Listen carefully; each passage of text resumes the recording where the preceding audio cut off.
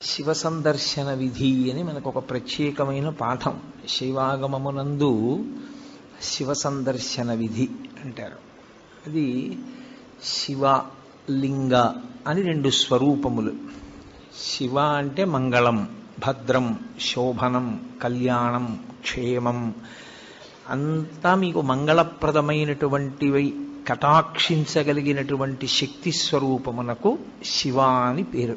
అందుకే శివునకు అమంగళమునకు సంబంధం ఉండదు. అసలు ఆయన ఎన్నడూ అమంగళము చేయువాడు కాడు. ఎప్పుడూ మంగళం చేసేవాడెవరో, ఎప్పుడూ భద్రాన్ని చేకూర్చేవాడెవరో, ఎవరి అనుగ్రహం చేత శుభ పరంపర మనకి కలుగుతుందో అటువంటి మహానుభావుణ్ణి శివ అని సంకేతిస్తాం. శివునకు ఒక రూపము కాదు. యథార్థమునకు అసలు పరమేశ్వరుడికి ఒక రూపం ఉంటే కదూ. కోటేశ్వరరావు అంటే ఏదో ఒక రూపంతో ఉంటాడు. పరమేశ్వరుడికి అలా ఒక రూపం ఉండదు. ఆయన చేసినటువంటి చేష్టితముల వలన భక్తులను అనుగ్రహించాలనేటటువంటి ఆయన యొక్క కారుణ్య తీవ్రత వలన ఆయన అనేక రూపములను ధరిస్తాడు. అందుకని లీలారూపములు అని పిలుస్తారు. అవి 63 లీలారూపములు ఉన్నాయి పరమశివుడికి. 63 లీలారూపములలో అత్యంత శ్లాఘనీయమైనగా ప్రస్తుతి చేయబడేటటువంటి స్వరూపం, మనకి ఎప్పుడూ మనం దర్శనం చేసేటటువంటి స్వరూపం, ఒక చేతిలో త్రిశూలం పట్టుకుని ఒక చేతిలో ఢమరుకాన్ని పట్టుకుని ఉంటాడు. నటరాజస్వరూపంగా ఢమరుకాన్ని పట్టుకుంటాడు, ఒక్కొక్కచో శివస్వరూపంగా ఢమరుకాన్ని పట్టుకుంటాడు. ప్రధానంగా శివుడు అనేటప్పటికీ పట్టుకునేది త్రిశూలం. త్రిశూలం పట్టుకుని నిలబడ్డాడు అంటే అది శివ. త్రిశూలము అంటే లోకంలో ఉన్న నానుడు ఏమిటంటే అది పెట్టి పొడిచి చంపేస్తుంటాడు ఆయనని. అందుకొరకు కాదు ఆయనకు ఆయుధం. అది త్రైగుణ్యం శూలమేతస్య పరసు సత్యనిష్టత అని లింగపురాణం వ్యాఖ్య.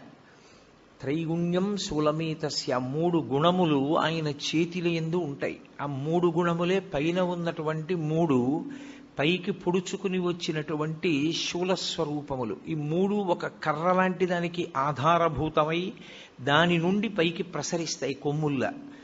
ఆ 3వ దండంలా ఉండేటటువంటిది ఏది ఉందో అది నిర్గుణ స్థితి. అసలు ఏ గుణము లేనటువంటి స్థితి పరమేశ్వరుడిది. అందులో నుండి 3 గుణములను ప్రసరింపచేయగలిగినటువంటి శక్తి స్వరూపుడు కూడా ఆయనే. అది చెప్పడానికి ఆయన త్రిశూలం పట్టుకుంటాడు. సాధారణంగా మీకు శివాలయం అంటే ఎక్కడ శివస్వరూపము ప్రకటనముగా ఒక రూపంతో కరచరణాదులతో ఉండదు. శివాలయం అంటే అది శివలింగాలయం అని గుర్తు. లింగస్వరూపమే ఉంటుంది శివాలయంలో. ఆ లింగస్వరూపమునకు ఒక రూపము లేదు. లింగము ఇలాగే ఉండాలి అని నిర్ణయమేం లేదు. చిన్న లింగం ఉంటుంది, పెద్ద లింగం ఉంటుంది, చాలా పెద్ద లింగం ఉంటుంది, వివిధ పదార్థములతో చేయబడినటువంటి శివలింగాలు ఉంటాయి. కొన్ని పడుకున్న లింగాలు ఉంటాయి, కొన్ని కూర్చున్న లింగాలు ఉంటాయి, కొన్ని నిలబడిన లింగాలు ఉంటాయి. శివలింగాన్ని నిర్మాణం చేసినటువంటి తీరును బట్టి ఆ శివలింగం పడుకుందా, నించుందా, కూర్చుందా కూడా చెప్తారు. అటువంటి శివస్వరూపంలో శివాలయంలో లింగము అని ఉంటుంది. అసలు ఆ లింగము అన్న మాటకు అర్థమేమి అన్నది సక్రమంగా అర్థమైతే శివాలయానికి అసలు మనం ఎందుకు వెళ్ళాలి, ఎందుకు దర్శనం చెయ్యాలి, దర్శనం చేసి మనం పొందేటటువంటి ప్రయోజనం ఏమిటి అన్న దాని మీద ఒక అవగాహన ఏర్పడుతుంది. మీకు నేను తేలికగా అర్థమయ్యేటట్టు చెప్పాలి అంటే, లింగం అన్న మాట ఏకకాలమునందు 2 అర్థములను గోచరింపచేస్తుంది. ఒకటి, నాకు ఒక అనుమానం వచ్చింది. ఏమిటి అనుమానం అంటే, సప్తధాతువులేగా ఎవరి ఎందున్నా. ఇప్పుడు ఈ సభలో ఉన్న ఎవరిలో ఉన్నవైనా, నాలో ఉన్నవైనా కేవలము సప్తధాతువులే. చర్మము, రక్తము, మాంసము, కొవ్వు, అస్థి, శుక్ల, మేధ. ఈ 7 పదార్థములతోటే ఇన్ని శరీరములు తయారయ్యాయి. కానీ ఒక శరీరాన్ని పోలినట్టు వేరొక శరీరం ఉండదు. అలాగని తండ్రి పోలిక కొడుక్కి రాకుండా ఉండదు. ఏదో కూతురికి ఏ మేనమామ పోలికో తల్లి పోలికో వస్తుంది. మరి పోలికొచ్చినా ఒకేలా మాత్రం ఏ 2 వ్యక్తులు ఉండడానికి అవకాశం లేదు. ఇంత భిన్నత్వంతో ఈ లోకాన్నంతటినీ ఆయన సృజించాడు. విశ్వము యొక్క మాట పక్కన పెట్టండి, అసలు ప్రపంచం యొక్క మాట పక్కన పెట్టండి. ఒకే వ్యక్తినే తయారు చేస్తున్నాడు ఆయన, మనుష్యుణ్ణి తయారు చేస్తున్నాడు. అందరికీ 2 కళ్ళు పెట్టాలి, అందరికీ ఒక ముక్కు పెట్టి 2 కన్నాలు పెట్టాలి, అందరికీ 2 చెవులు పెట్టాలి, అందరికీ నోరు పెట్టాలి, అందరికీ నుదురు పెట్టాలి, జుట్టు ఉంచాలి. కానీ 1,00,00,000 మంది వ్యక్తుల్ని ఏకకాలంలో చూసినా ఒక వ్యక్తిలా వేరొక వ్యక్తి ఉండకూడదు. ఇంత నిర్మాణ దక్షతతో, ఇంత గొప్పగా అదే పదార్థములతో ఇంత భిన్నత్వాన్ని తీసుకొచ్చేటట్టుగా చెక్కిన శిల్పి ఎవరు నాకు చూడాలనిపించింది అనుకోండి. నేను ఎక్కడో అక్కడ చూడాలి కదూ, వాడిని చూడాలని నాకు ఆతృత పుట్టింది.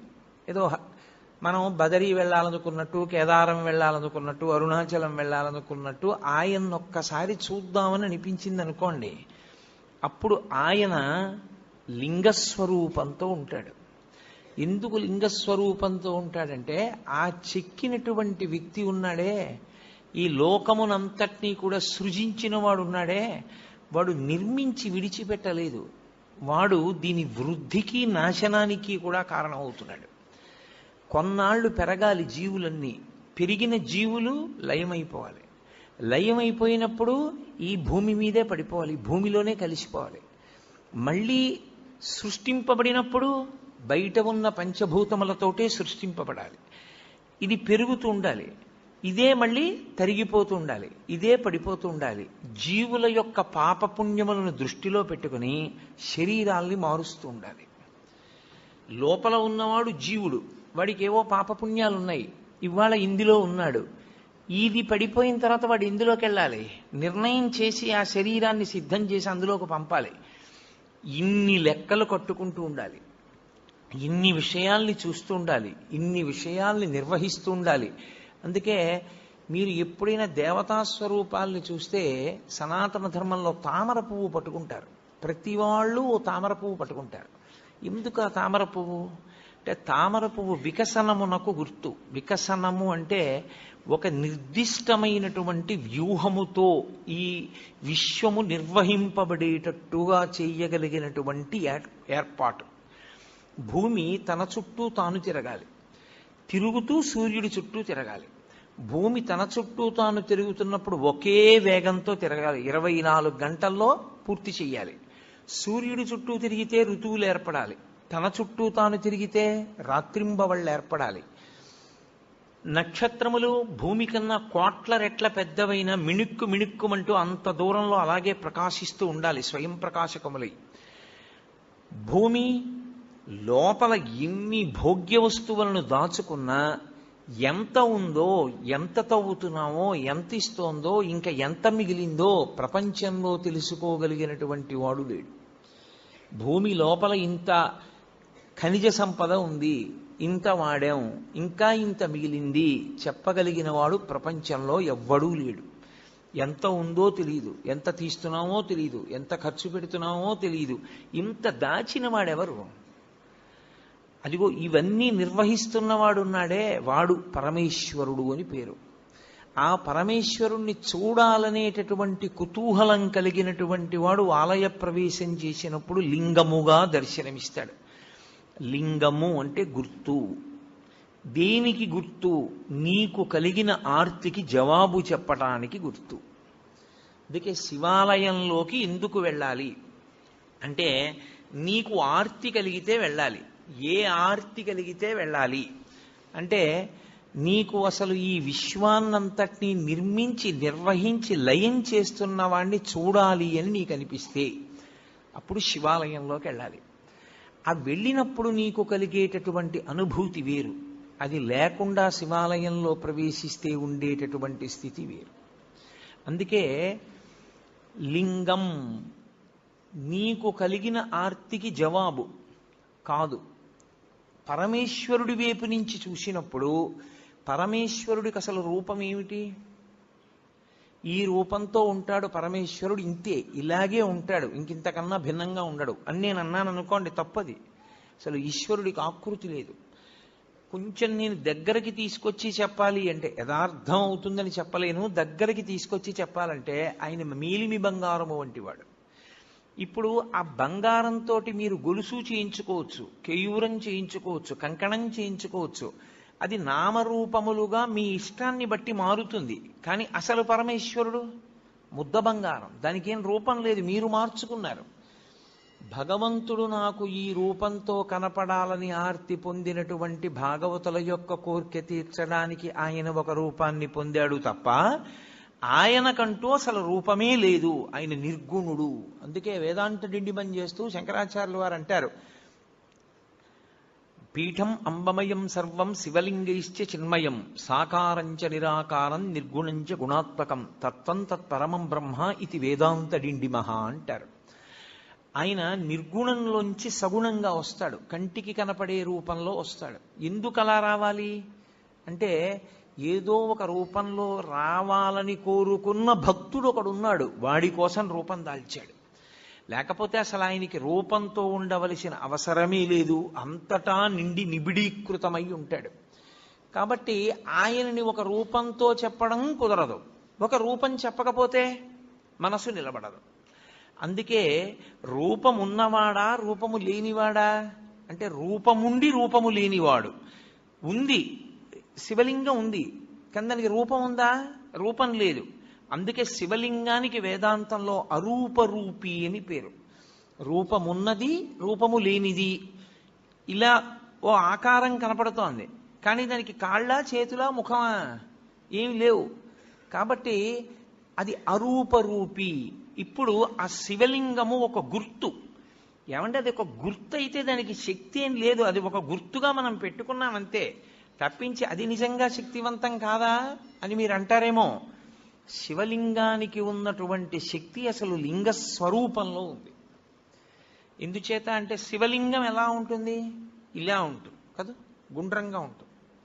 ఇప్పుడు ఇలా గుండ్రంగా ఉంది అని నేను అన్నాను అనుకోండి, శివలింగం ఇంత ఉంది, ఇంతదైతే అప్పుడు అందులోకి పట్టేవి ఇంకొంచెం పెరిగాయా? ఈ గది అంతా అన్నాను అనుకోండి, అప్పుడు ఈ గదిలో అన్నీ అందులోకి పట్టేశాయా? గుంటూరంతా అని తిప్పాను అనుకోండి, గుంటూరంతా లింగంలో ఉందా? కాదు. ఆంధ్రదేశం అంతా అని తిప్పాను అనుకోండి, ఆంధ్రదేశం అంతా అందులో ఉందా? అలానే తిప్పుతూ ఈ బ్రహ్మాండం అంతా అన్నాను అనుకోండి, ఇప్పుడు ఈ బ్రహ్మాండం అంతా ఎందులో ఉంది? అందులోనే ఉంది. అంతా ఎందులో ఉందో అది లింగం, అంతా ఎందులో పెరుగుతోందో అది లింగం, అంతా ఎందులోకి కలిసిపోతోందో అది లింగం. ఇప్పుడు పరమేశ్వరుణ్ణి యథార్థముగా సూచించుటకు గుర్తు శివలింగము. కాబట్టి కంటితో కనపడినది కాదు, ఇది సర్వవ్యాపకమైతే, ఇది చుట్టుకుంటే నిజానికి దీనిలో ఈ బ్రహ్మాండమంతా ఉన్నది అని గుర్తుపట్టాలి. సరే ఏమంటే ఊహ చేత గుర్తుపట్టమంటున్నారు మీరు, నిజమే ఊహ చేత గుర్తుపడతాం. మన ఊహ చేత ఈశ్వరునికి శక్తి ఆపాదించడమా? అసలు నిజానికి శివలింగానికి ఏమైనా శక్తి ఉంటుందా? అక్కడ ఓ శివలింగం ఉందనుకోండి, ఇప్పుడు ఇక్కడ శివాలయంలో శివలింగం ఉంది, ఆ శివలింగానికి శివలింగంగా ఏమైనా శక్తి ఉంటుందా? నా ఊహ చేత నేను అలా ఆలోచించడమేనా? అంటే శివలింగమునకు 5 ముఖములు ఉంటాయి, 5 ముఖములతో ఉంటుంది. ఏది ముఖము అంటే మీరు ఎటు విభూతి రాసి బొట్టు పెడితే అది ముఖం.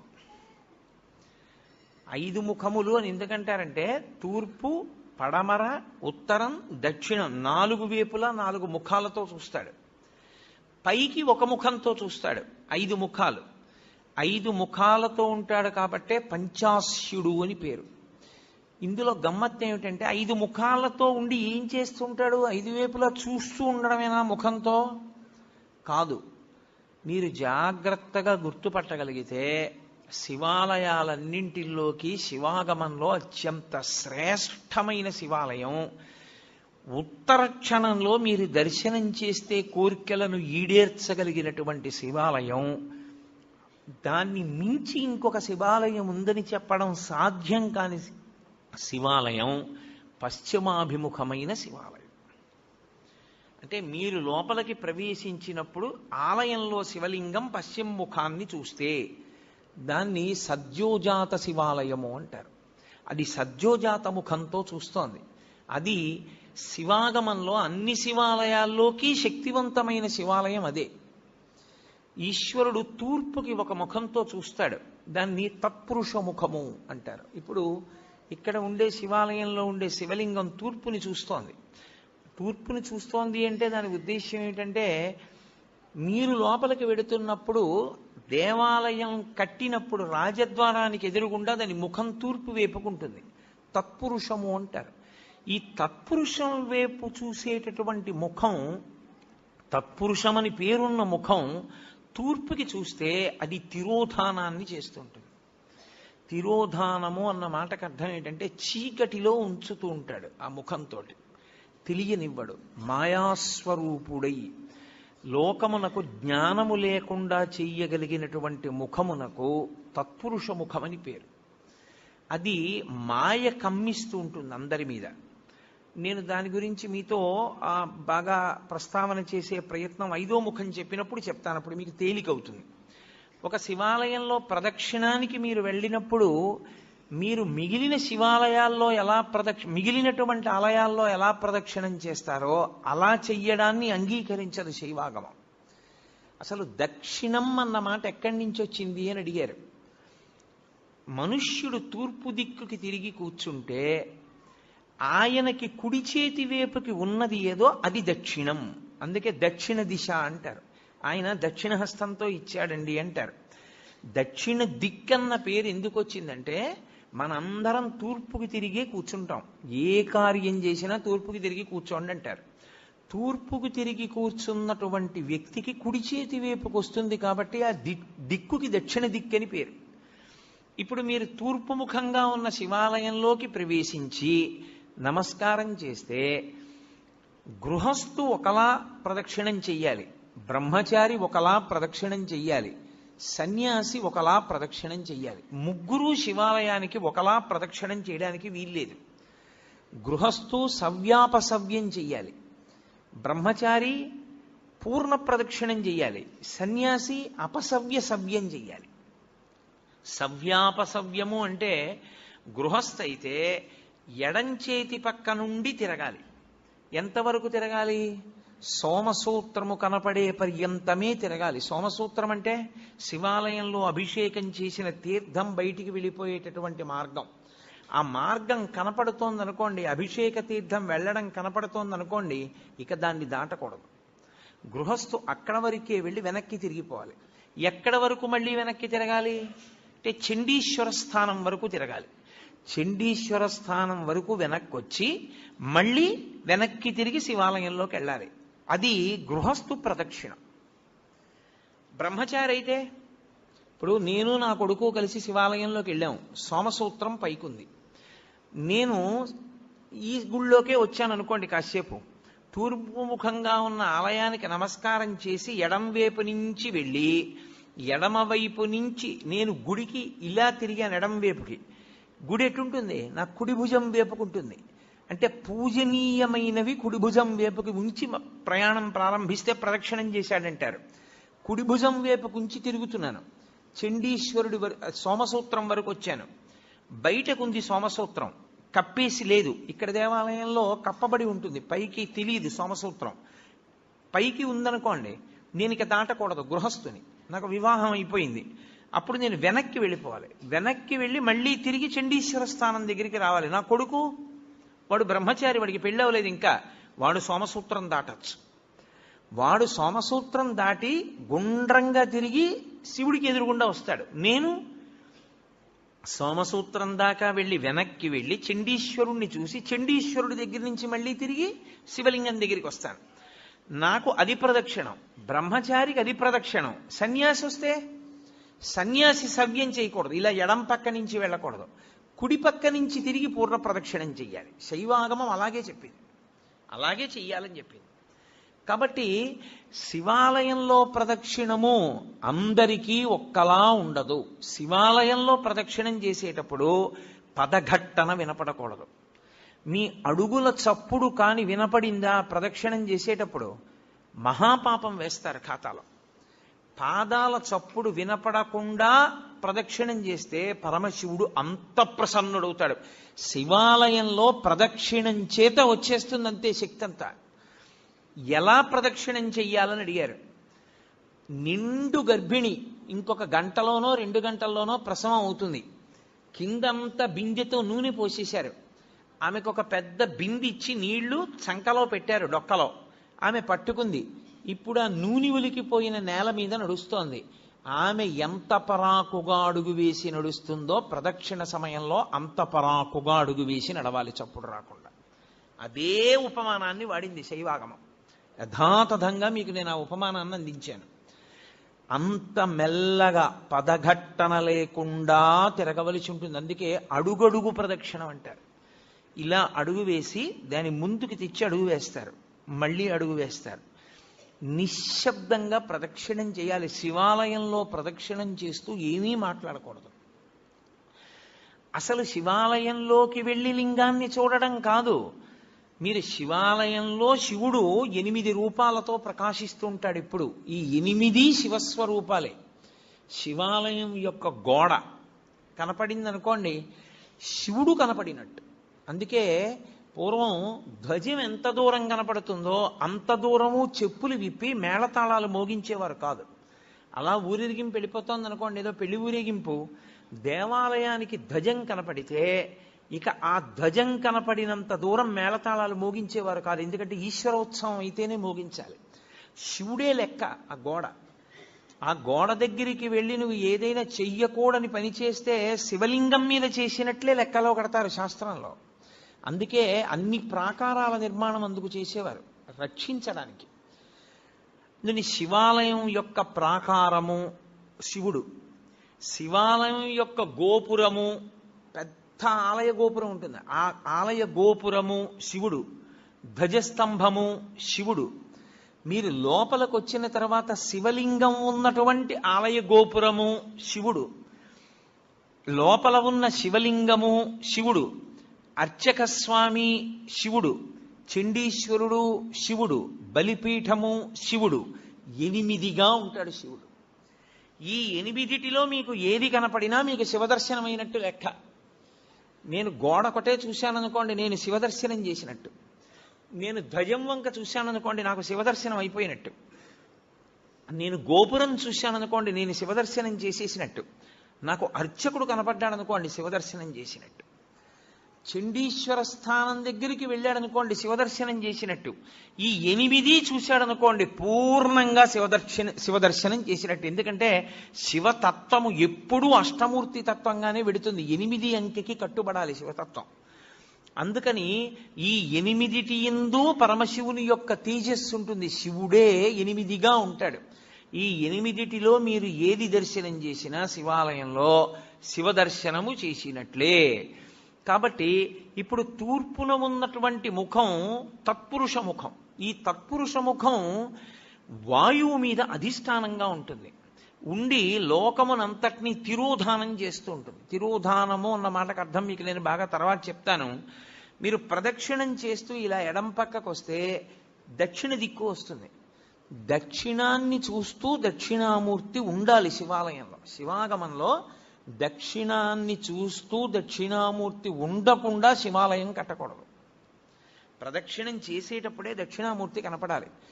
దక్షిణామూర్తి దక్షిణాన్ని ఎందుకు చూస్తాడంటే ఆయన మృత్యుంజయుడు. ఆయన ఉత్తరాన్ని కూర్చుని దక్షిణాన్ని చూస్తాడు. మృత్యువును గూర్చినటువంటి భయము లేనివాడు ఆయన. ఆయన పాదములు పట్టుకుంటే మృత్యుభీతి పోతుంది, భయం పోతుంది. అందుకే దక్షిణామూర్తి స్వరూపం అసలు సమస్త ఐశ్వర్యము దగ్గర నుండి, చదువుల దగ్గర నుండి, మోక్షము వరకు దక్షిణామూర్తి ఇవ్వలేనటువంటిది లోకమునందు లేనే లేదు.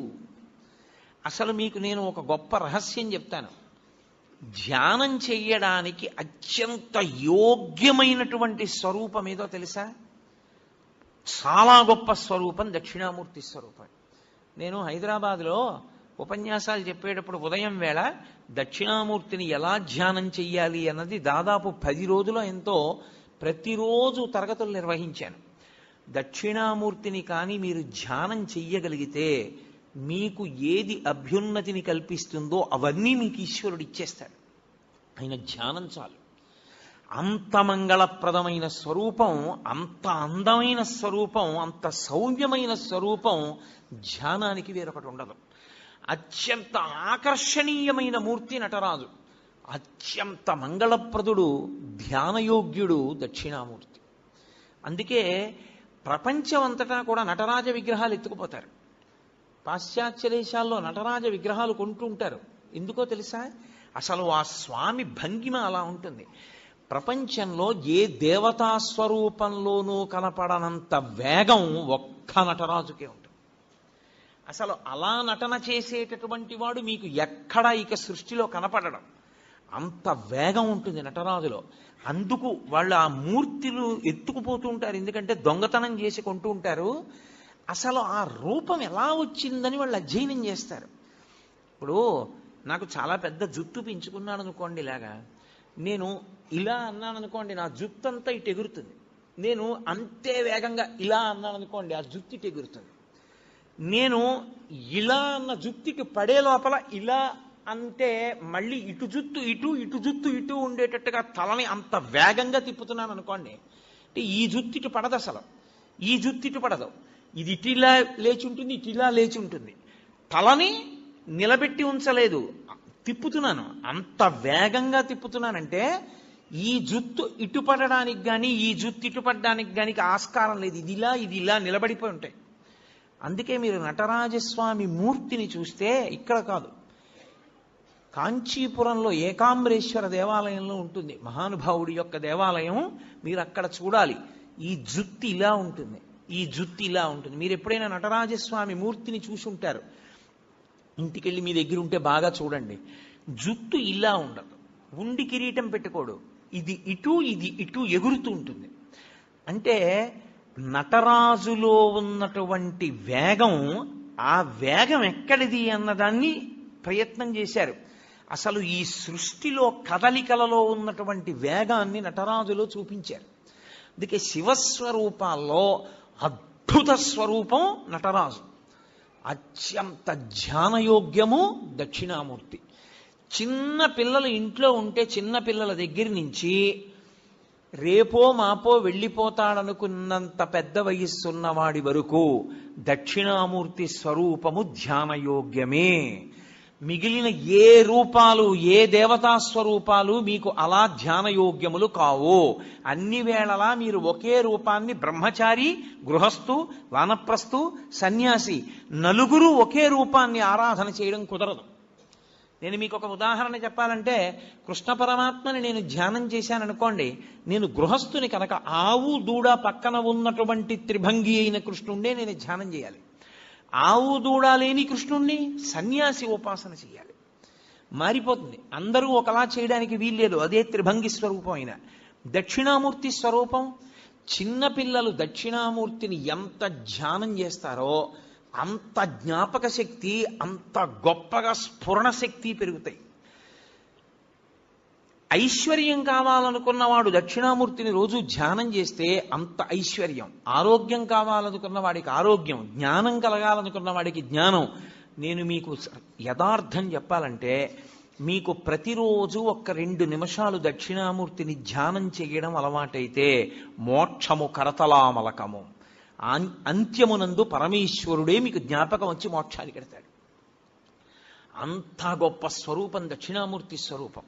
అది శైవాగమంలో మీరు దక్షిణ దిక్కుకి వెళ్ళగానే దక్షిణాన్ని చూస్తూ కనపడాలి. ఆయన కనపడగానే మీరు అభిముఖంగా ఉండకూడదు. మీరు ఇటు పక్కకెడితే తూర్పు ముఖం చేస్తారు. తూర్పు ముఖం చేసి మీరు ఆయన పాదాల వంక చూసి నమస్కారం చెయ్యాలి. ఇక్కడ మీరు చాలా అదృష్టవంతులు.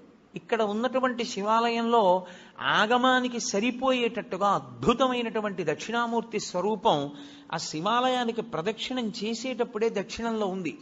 చాలా శివాలయాలు ఇవాళ రేపో కడుతున్నటువంటి శివాలయాలలో అసలు ఆ వైభవం లేదు. అంత గొప్ప స్వరూపం దక్షిణామూర్తి స్వరూపం. ఈ దక్షిణ దిక్కుకి చూసేటటువంటి మూర్తి దక్షిణామూర్తిగా మనని చూడమని చెప్తారు. అన్నీ మీకు ఇస్తాడు. కానీ శివలింగం యొక్క దక్షిణానికి చూసేటటువంటి ముఖానికి అఘోరమని పేరు. అది అగ్నిహోత్రానికి అంతటికి అధిష్టానమై ఉంటుంది. ఉండి ఈ సమస్త ప్రపంచాన్ని లయం చేసేది అదే. అందరు జీవుల్ని పడగొట్టి తనలో కలుపుకునేటటువంటి తత్వమున్నటువంటి పరమేశ్వర స్వరూపం దక్షిణాన్ని చూసేటటువంటి అఘోర స్వరూపం. అందుకే శివాలయానికి ప్రదక్షిణం చేస్తే నియమం వేరు. మీరు ఏదో ఇలా తిరగడానికి వీల్లేదు శివాలయంలో.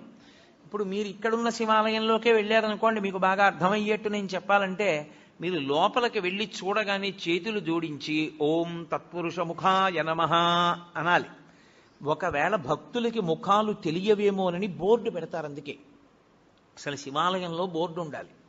లేకపోతే మీకు ముఖాల పేర్లు ఎలా గుర్తుంటాయి? గుర్తుండవు. గుర్తుండాలి. ఉండని వాడికి సౌలభ్యం కోసం బోర్డు పెడతారు. బోర్డు పెడితే ఓం తత్పురుష ముఖాయ నమః అని నమస్కారం చేసి మెల్లగా దక్షిణానికి వెళ్ళాలి. మళ్ళీ అభిముఖంగా పై చూసి ఓం అఘోర ముఖాయ నమః అనాలి. ఎవడు అలా అంటూ ప్రదక్షిణం చేస్తుంటాడో వాడు మళ్ళీ పుట్టవలసిన అవసరం లేని రీతిలో జ్ఞానం ఇచ్చి కలుపుకుంటాడు. అందుకని దక్షిణామూర్తి ఉంటారు దక్షిణానికి. లేకపోతే ఆయన లోకాన్నంతటిని లయం చేసి మళ్ళీ పునర్జన్మలిచ్చే స్వరూపమై ఉంటాడు. అందుకే అగ్నికి అధిష్టానమై ఉంటాడు. మీరు దక్షిణాన్ని దాటి పశ్చిమానికి వచ్చారనుకోండి, శివాలయంలో ఆగమం ప్రకారం ఏమిటంటే పశ్చిమ దిక్కున సుబ్రహ్మణ్యేశ్వరుడు ఉండాలి. ఉండి పశ్చిమానికి వెడితే మళ్ళీ మీరు గుడికి ఎదురుగుండా నిలబడాలి. ఆ గుడి యొక్క గోడకి ఎదురుగుండా నిలబడి ఓం సద్యోజాతముఖాయ నమః అనాలి. సద్యోజాతము అనబడేటటువంటి ముఖం పశ్చిమ దిక్కుని చూస్తూ ఉంటుంది. ఆ పశ్చిమ దిక్కుని చూసేటటువంటి సద్యోజాత ముఖము పృథివికి అధిష్టానమై ఉంటుంది. అది సృష్టికంతటికీ కారణం అదే. ఆ ముఖంలోంచే ఈశ్వరుడు మళ్ళీ పునః సృష్టి చేస్తుంటాడు. అందుకే లోకంలో మాట అంటారు, శివాలయానికి ప్రదక్షిణం చేస్తే తీరని కోరికుందా అంటారు. కారణం ఏమిటో తెలుసా? బిడ్డలు పుట్టాలన్న కోరిక దగ్గర నుంచి సమస్త కోర్కెలు శివాలయంలోనే తీరుతాయి. కాబట్టి ఇప్పుడు పశ్చిమాన్ని చూసేటటువంటి ముఖం సద్యోజాత ముఖం. అటు తిరిగి అంటే పశ్చిమానికి వెళ్ళినప్పుడు తూర్పుకి తిరగాలి. తూర్పుకి తిరిగి ఓం సద్యోజాత ముఖాయ నమః అనాలి. సద్యోజాత ముఖమే అత్యంత శక్తివంతమైనటువంటి ముఖం. ఇప్పుడు సద్యోజాతాన్ని దాటి మళ్ళీ వెనక్కి వెళ్ళడం ప్రదక్షిణ విధి పక్కన పెట్టండి. మీరు అది దాటితే ఉత్తర దిక్కుకు వస్తారు. ఉత్తర దిక్కుకు వచ్చినప్పుడు మళ్ళీ శివాలయం గోడకి ఎదురుగుండా నిలబడాలి. నిలబడి ఓం వామదేవాయ నమః అనాలి. వామదేవుడు అంటే ఎవరు అన్నది శివమహాపురాణం చెప్పింది. ఏమ్మా పిల్లని కాసేపు బయటికి తీసుకెళ్ళకూడదా? ఎందుకమ్మా పిల్ల ఎందో ఏదో మాట్లాడుతూ ఉంటుంది, చిన్నపిల్ల దానికి ఏం తెలుసు, కాసేపు బయటికి తీసుకెళ్ళండి. శివమహాపురాణం ఆ ఉత్తర దిక్కున ఉండేటటువంటి శివుడి ముఖాన్ని వామదేవ ముఖము అని పిలిచింది. దాని గురించి మాట్లాడుతూ మంగళాయతనం దేవం యువానమతిమంగళం ధ్యాయేత్ కల్పతరోర్మూలే సుఖాసీనం సహోమయా అంటుంది లింగపురాణం. ఆ ముఖము నీటి మీద అధిష్టానం కాబట్టి అది ఏం చేస్తూ ఉంటుందంటే సమస్త మంగళములను మీకు కృప చేసేటటువంటి ముఖమదే. యథార్థమునకు అదే విష్ణు స్వరూపం, అదే విష్ణువు. అందుకే శివాలయంలోకి వెడితే అందరికీ నమస్కారం అయిపోతుంది. ఓం వామదేవాయ నమః అని అన్నారనుకోండి, లేకపోతే ఓం వామదేవ ముఖాయ నమః అంటే అనారోగ్యం ఉండదు. అందుకే శివాలయంలో ప్రదక్షిణాలు చేయండి అని ఎందుకంటారో తెలుసా? మెల్లగా ప్రదక్షిణం చేసి ఉత్తరానికి వెళ్ళి నమస్కారం చేస్తే సమస్త అనారోగ్యములకు హేతు ఎక్కడుంటుందంటే ఈశ్వరుడు నీటి ద్వారా అనారోగ్యాన్ని ఇస్తాడు. అందుకే బ్రతుకుట అంటే నీటి వలననే, భోగము నశించుట నీటి వలననే, అనారోగ్యము నీటి వలననే. సంజీవనం సమస్తస్య జగత సలిలాత్మిక భవ ఇత్యుచ్యతే మూర్తిర్భవస్య పరమాత్మనః అంటుంది లింగపురాణం. నీటి మీద ఆయన అధిష్టానం. మీకు అందుకే ఏదైనా ఊరు వెళ్ళారనుకోండి, నాకు అక్కడ కూర పడలేదండి అన్నావు, నాకు ఆ నీళ్లు పడలేదండి అంటాడు. అనారోగ్యమునకు కారణము నీరే, మనిషి పడిపోవడానికి కారణము నీరే. నీరు అంత శక్తివంతం. నీటి మీద అధిష్టానమై ఆయన ఉత్తరాన్ని చూస్తూ ఉంటాడు. ఆ ముఖానికి ప్రతిరోజు మీరు గోడవంక చూసి ఓం వామదేవ ముఖాయ నమః అన్నారనుకోండి, ఆయన మీకు ఏకకాలమునందు మూడిటిని కృప చేస్తాడు. ఒకటి, మీకు ఏదుందో దాన్ని ఉంచుతాడు, అది పాడైపోకుండా కాపాడతాడు. రెండవది, మీకు ఉత్తరోత్తరాభివృద్ధిని ఆయనే కల్పిస్తాడు. ఉత్తరోత్తర మీరు సంతోషంగా ఉండడానికి కావలసిన సమస్త అభివృద్ధి ఆ ముఖంలోంచే వస్తుంది. మూడు, వచ్చినటువంటి భోగస్థానములను మీరు అనుభవించడానికి వీలుగా దేహారోగ్యం ఉంచుతాడు. ఈ మూడు ఇంగ్లీష్లో సస్టినెన్స్ అంటారు, స్థితి ఉంచుట. ఈ పదంలోకి వెళ్ళేటటువంటి సమస్తమైనవి కూడా వామదేవ ముఖంలోకే వెళ్ళిపోతాయి. వామదేవ ముఖంతో ఉన్న మూర్తిని పూర్తిగా చూడాలంటే మీరు పశుపతినాథ్ దేవాలయం ఎదురుగుండా ఉన్న గోడ పైన ఉన్నటువంటి శిఖరం దగ్గర చూడాలి. శివమహాపురాణంలో ఎలా చెప్పారో అలాగే కల్పవృక్షం కింద కూర్చుని ఎడమతొడ మీద పార్వతీదేవిని పెట్టుకుని ఎంత సంతోషంగానో ఎంత నవ్వుతూ ఉంటాడో. పరమశివుడు అంత ప్రసన్నుడై అంత నవ్వుతూ మీకు కనపడ్డం. వామదేవ ముఖంతో ఉండేటటువంటి పరమేశ్వరుడు అంత ప్రహృష్టవదనంతో ఉంటాడు. వెళ్ళి ఓం వామదేవ ముఖాయ నమః అంటూ ఉంటే చాలు, ఆయన ఎంతో ప్రీతి చెందుతాడు. తూర్పు ముఖాన్ని అలా ఉంచండి. 5వ ముఖం పైకి ఉందే, దాన్ని ప్రదక్షిణం పూర్తి చేసేటప్పుడు చూడాలి. మీ ప్రదక్షిణం పూర్తయిపోయాక శివాలయంలో లింగాన్ని చూసి బయటికి వచ్చేయకూడదు. ఒకసారి మీరు అక్కడే నిలబడి పైకి చూడాలి. ఇలాగా చూసి ఓం ఈశానముఖాయ నమః అనాలి. దానికి పేరు ఈశానము అని పేరు 5వ తలకాయకి. అది ఆకాశానికి అంతటికీ అధిష్టానమై ఉంటుంది. అదే మోక్షకారకం. ఇప్పుడు మీరు కొంచెం జాగ్రత్తగా గమనిస్తే నేను ఇందులో 5 ముఖముల చేత 5 కార్యములను ప్రతిపాదన చేశాను. సృష్టి, స్థితి, లయ, తిరోధాన, అనుగ్రహములు అని. సృష్టి కొత్తగా ఏర్పడుతూ ఉండడం, స్థితి ఉండడం, లయ పడిపోవడం, మళ్ళీ బ్రహ్మాండంలో కలిసిపోతూ ఉండడం. తిరోధానము అన్న మాటకు అర్థం ఏమిటో ఇప్పుడు నేను చెప్తాను చూడండి. తిరస్కరణీ విద్య అని ఒక విద్య, తిరస్కరణీ విద్య ఉందండి ఆయన దగ్గర, చాలా జాగ్రత్తగా ఉండండి అంటారు. తిరస్కరణీ విద్య అంటే ఏమిటో తెలుసా? ఆయన తనకి ఉన్నటువంటి ఉపాసన బలం చేత, తనకి వశమైనటువంటి దేవతల కృప చేత అక్కడ ఉన్న వస్తువు మీకు కనపడకుండా చేస్తాడు. దాన్ని తిరస్కరణీ విద్య అంటారు. అప్పుడు ఏమవుతుందంటే ఆయన ఏ దేవతని పిలిచాడో ఆ దేవత మీకు కనపడకుండా చేస్తుంది ఆ వస్తువుని. చిన్న చిన్న దేవతల్ని పట్టుకుని ఉపాసన చేస్తారు. చేస్తే తిరస్కరణీ విద్య స్వాధీనం అయిపోతుంది. తిరస్కరణి ఎంత గొప్పదో అలాగే అవతల వారిని వశీకరణం చేస్తారు. వాళ్ళు ఎప్పుడూ ఇంకా వాళ్ళకే వశవర్తులైపోతారు. అలా వశీకరణ విద్య, ఇవన్నీ విద్యలు ఉంటాయి. ఇందులో తిరస్కరణీ విద్య అక్కడ ఉన్నది కనపడదు, కనపడకుండా చేస్తాడు. అక్కడది ఉన్నది కనపడకుండా చెయ్యడం తిరస్కరణీ విద్య అయితే, తిరస్కరణి ఎక్కడి నుంచి వచ్చిందో తెలుసా? తిరోధానము. తిరోధానము అంటే ఉన్నది కనపడకుండా లేనిది ఉన్నట్టు కనపడుతుంది. చూసారా, మాంత్రికుడు మాయ చేశాడండి అంటారు. అదే తిరస్కరణీ విద్య. తిరోధానము అంటే ఏది ఉన్నదో అది కనపడకుండా, ఏది లేదో అది ఉన్నట్టు కనపడుతుంది. సత్యము అసత్యముగా, అసత్యము సత్యముగా కనపడేటట్టు చేయగలిగిన ముఖమునకు తత్పురుష ముఖం అని పేరు. అది తిరస్కరణి. ఏది దాస్తోంది అది? అదే మాయా. శంకర భగవత్పాదుల యొక్క ప్రతిపాదన అక్కడుంది. అందుకని పీఠాధిపతులందరూ చంద్రమౌళీశ్వరారాధన చేస్తారు. వాళ్ళందరూ చంద్రమౌళీశ్వరారాధన ఎందుకు చేస్తారంటే వాళ్ళెవ్వరూ మాయకి కట్టబడకుండా జ్ఞానమునందు నిలబడడానికి శంకరాచార్యుల వారు పెట్టిన పద్ధతి. ఇప్పుడు తిరస్కరణి ఉన్నది ఆత్మ ఒక్కటే, పరమేశ్వరుడు ఒక్కడే ఉన్నాడు.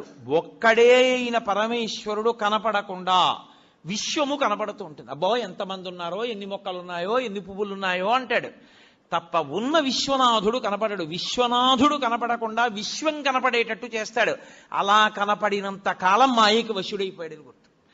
మాయకి వశుడైనంత కాలం మళ్ళీ పుడుతూ ఉంటాడు. మళ్ళీ పుట్టినవాడు మళ్ళీ చస్తూ ఉంటాడు. మళ్ళీ చచ్చినవాడు మళ్ళీ పుడుతూ ఉంటాడు. అంటే సృష్టి, స్థితి, లయ, తిరోధాన, సృష్టి, స్థితి, లయ, తిరోధాన వీటిలో తిరుగుతాడు. 5వది అనుగ్రహం, మోక్షమూర్తి. అది దక్షిణామూర్తి దగ్గర ప్రారంభం అవుతుంది. ఆయన అనుగ్రహించాడా అసలు ఉన్న వస్తువు కనపడే అసత్యమైన వస్తువు కనపడకుండా పోతుంది. అసత్యమైన వస్తువు కనపడకుండా పోవడం అంటే మీకు యథార్థము ఎరుకలోకి వస్తుంది. ఒరే ఇది నేను కాదురా, ఇది నేను తొడుక్కున్నటువంటిది ఈ శరీరం. అసలు నేను లోపల ఉన్న అహంస్ఫురణ, లోపల ఉన్న ఆత్మ నేను, ఆ ఆత్మ సర్వవ్యాపకమై ఉన్నది. అందుకే అందరూ నేను నేను నేను అంటున్నారు. మా ఎక్కడి నుంచి వచ్చింది? అందులో ఉన్న నేను ఒకటే, ఇందులో ఉన్న నేను ఒకటే. నాకు ఆకలేస్తోంది నేను అన్నప్పుడు నేను బాధపడుతున్నాను అంటే నిజానికి అందులో ఉన్న నేను బాధ ఏదో, ఇందులో ఉన్న నేను బాధ అదే. కానీ ఇందులో నేను అనేటప్పటికి అందులో నేను నేననదు, నువ్వు అంటుంది. ఇక్కడ నేనే అక్కడ నేనై ఉన్నా ఆ నేను ఈ నేను కలిపి ఒకటే అని అనుభవంలోకి వచ్చిందనుకోండి, తిరోధానం పోయిందని గుర్తు. నేను నువ్వు అందనుకోండి, తిరోధానమునందు ఉన్నాడని గుర్తు. అంటే ఈశ్వరుడు మాయ కమ్మిస్తున్నాడని గుర్తు, అంటే మళ్ళీ పుడతాడని గుర్తు. ఈశ్వరుడిది తీసేసి జ్ఞానం ఇచ్చేశాడు, అద్వైత భావన యందు నిలబడిపోతాడు. రెండవ వస్తువు లేదు, ఉన్నదొక్క పరమేశ్వరుడే. ఎరుకలోకి వచ్చేస్తుంది. ఆ ఎరుకలోకి వచ్చిందా మోక్షము. 5వ ముఖం మోక్షాన్ని ఇస్తుంది, ఊర్ధ్వముఖం. అందుకే శివలింగానికి మాత్రమే పృష్ఠభాగంలో కూర్చుని పూజ చెయ్యకూడదన్న నియమం లేదు. ఇప్పుడు మీరు రామాలయంలోకి వెళ్ళారనుకోండి, రామాలయంలో ఎదురుగుండా కూర్చుని పూజ చేస్తారు, అంటే పక్కకు కూర్చుని పూజ చేస్తారు. అంతేగాని రామాలయంలో వెనకాతల కూర్చుని పూజ చేస్తానండి అంటే అది శాస్త్రీయం కాదు, అలా చేయకూడదు. శివలింగానికి ముందు కూర్చోవచ్చు, పక్కన కూర్చోవచ్చు, వెనక్కి కూర్చోవచ్చు, పైన పొయ్యొచ్చు. ఎందుకని? అన్ని ముఖాలే, 5 వైపులా ముఖాలే. ఏ ముఖం మించి నీళ్లు జారినా మీకో ఫలితం ఉంటుంది. ఎటు నుంచి నీళ్లు జారనివ్వండి, అది మీకు వెంటనే ఒక ఫలితాన్ని ఇచ్చేస్తుంది. అందుకే పైన పోస్తారు, అన్ని ముఖాల మించి జారతాయి.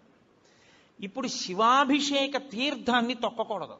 అది కాని తొక్కాడా ఉత్తర క్షణం పూర్వజన్మలలో చేసుకున్నటువంటి పుణ్యము నశించిపోతుంది. మరి ఎలా, ఎవరు చేస్తారు అభిషేకం? అందుకే ఒక్కరికి మాత్రమే అధికారం ఇచ్చి ఆయన్ని శివస్వరూపంగా గుర్తిస్తారు. గుర్తించి ఆయనకి దీక్ష ఇచ్చి, ఎవరు ఆ ప్రత్యేకమైన దీక్ష యందు ఉంటాడో వాడికొక్కడికే అభిషేకం చేసేటటువంటి అధికారం ఉంటుంది. కొంతమంది గృహస్థులుగా ఉంటారు, దేవాలయాల్లో అర్చకత్వం చెయ్యరు, కానీ వారికి ప్రత్యేకమైన దీక్షలు ఉంటాయి. ఆ దీక్ష ఉన్నవాడు ఆలయంలోకి వెళ్ళి అభిషేకం చేయొచ్చు, ఏమీ దోషం ఉండదు. తప్ప అందరూ అభిషేకాన్ని శివాలయంలోకి వెళ్ళి చెయ్యకపోవడానికి కారణం అదే. నిజానికి మేం బ్రాహ్మణం అండి, అందుకని మేము లోపలికి వెళ్ళి అభిషేకం చేసుకుంటామని వెళ్లకుండా ఉండడమే మంచిది. అలా వెళ్ళకూడదు. శాస్త్రం శాస్త్రం. నేను శాస్త్రం ఒక్కటే చెప్తా, పై మాటలు మాట్లాడడం నా జన్మలో నాకు అలవాట్లేదు.